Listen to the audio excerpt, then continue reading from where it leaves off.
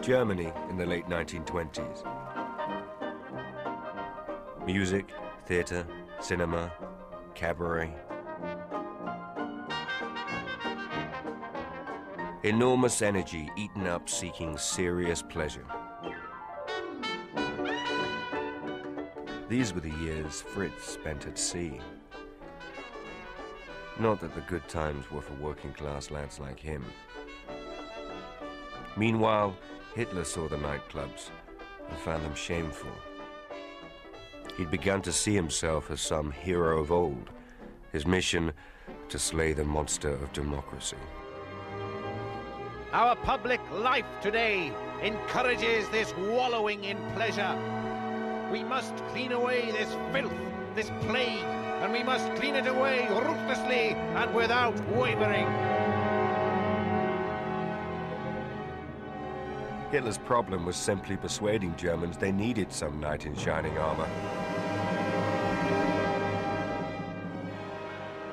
But then, on October the 24th, 1929, Wall Street crashed. The worldwide depression that followed hit Germany hardest of all.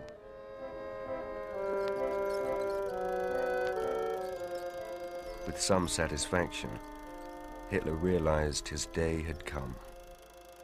Such contentment. Never in my life did I feel such contentment. To see hard reality open the eyes of so many millions of Germans deceived for so long.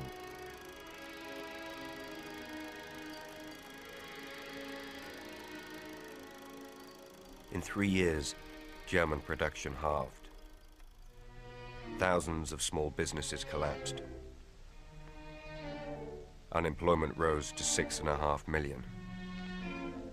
17 million, a third of the population, was supported by the dole.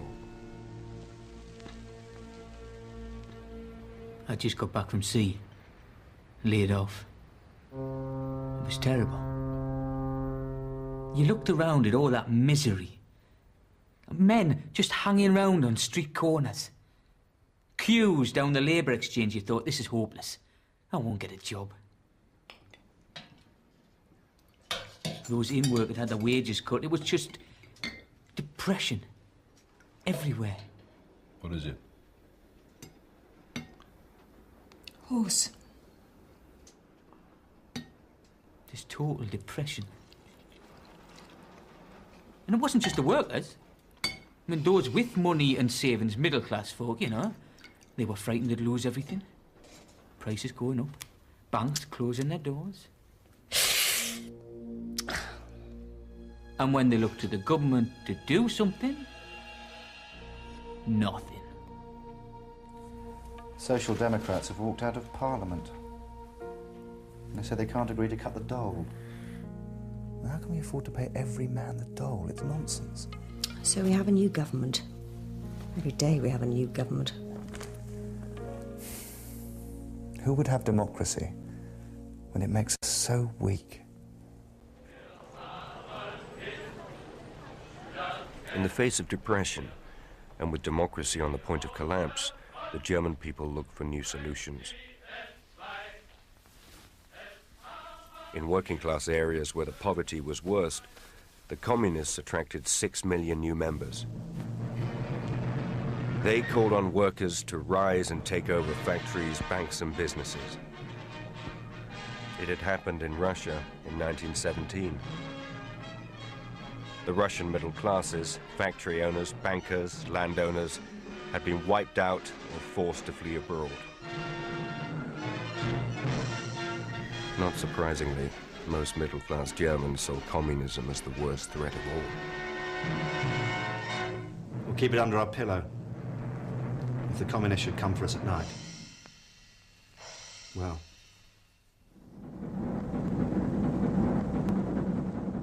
Into this confusion, the Nazis emerged as something new.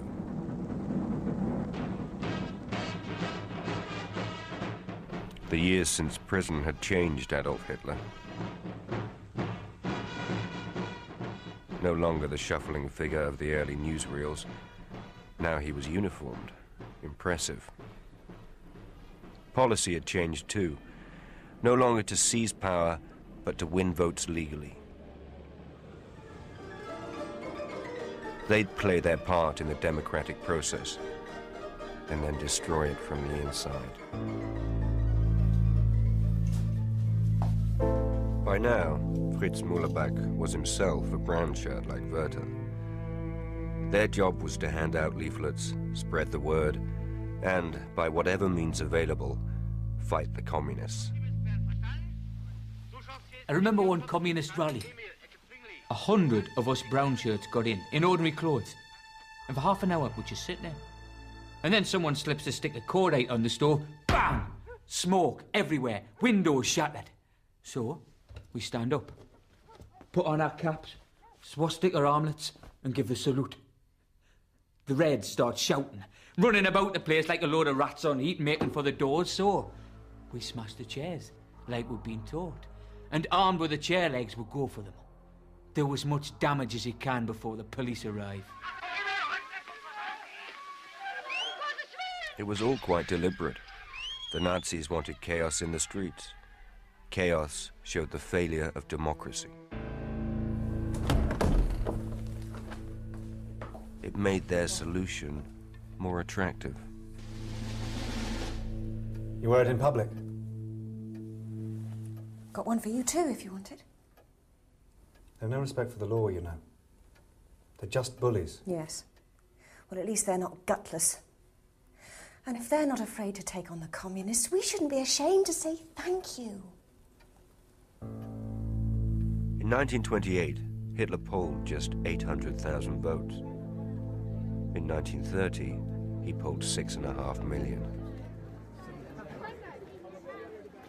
The Nazis, from nowhere, were now the second largest party in the country. The grateful middle classes had much to do with it. But that doesn't explain Fritz Müllerbach. Working class, unemployed. He had nothing to fear from the communists. So, why? These boys, they left school, no factory, no workshop gave them a job. And now the Nazis promise work and bread. And for this, they storm into working class areas. Because they are without work and without hope. Fritz lived on 8 marks, 40 pfennigs a week unemployment benefit.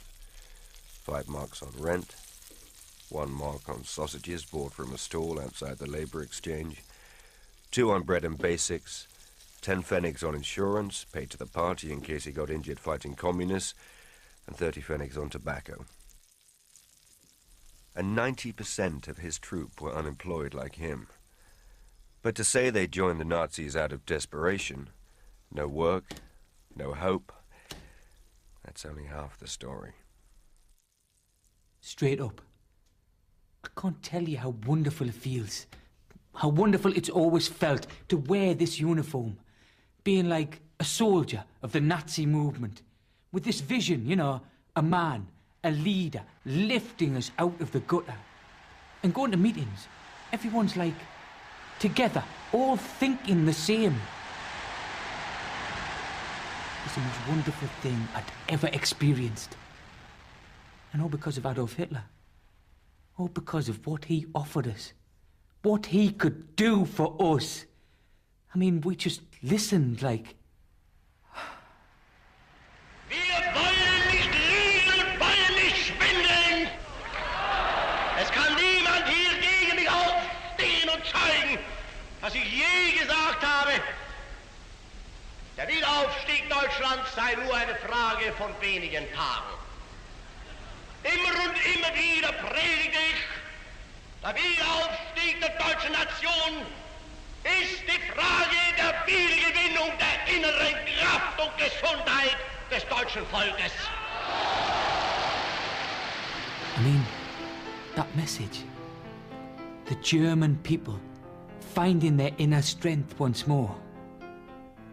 After all these years, Germany spat on by the Allies, Us feeling bad about the war, the shame of Versailles, and now this man says, come, Germans, join together, re-find your strength. I've never heard anything so beautiful. Wenn wir selbst dieses deutsche Volk emporführen durch eigene Arbeit, eigenen Trotz, eigene Beharrlichkeit, dann werden wir wieder emporsteigen, genau wie die Väter einst auch Deutschland nicht geschenkt erhielten, sondern selbst schaffen mussten.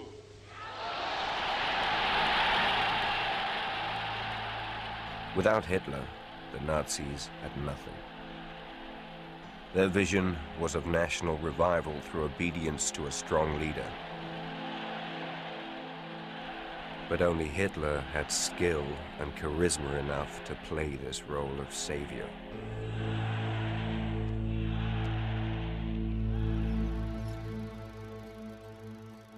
In July 32, Hitler took 13.5 million votes, a third of the total. In January 33, as leader of the largest party in Germany, he was made Chancellor. Within a month, he'd have the Communist Party banned. Freedom of speech, freedom from arrest, he'd sweep away. The transformation of Germany into a Nazi one-party dictatorship would begin.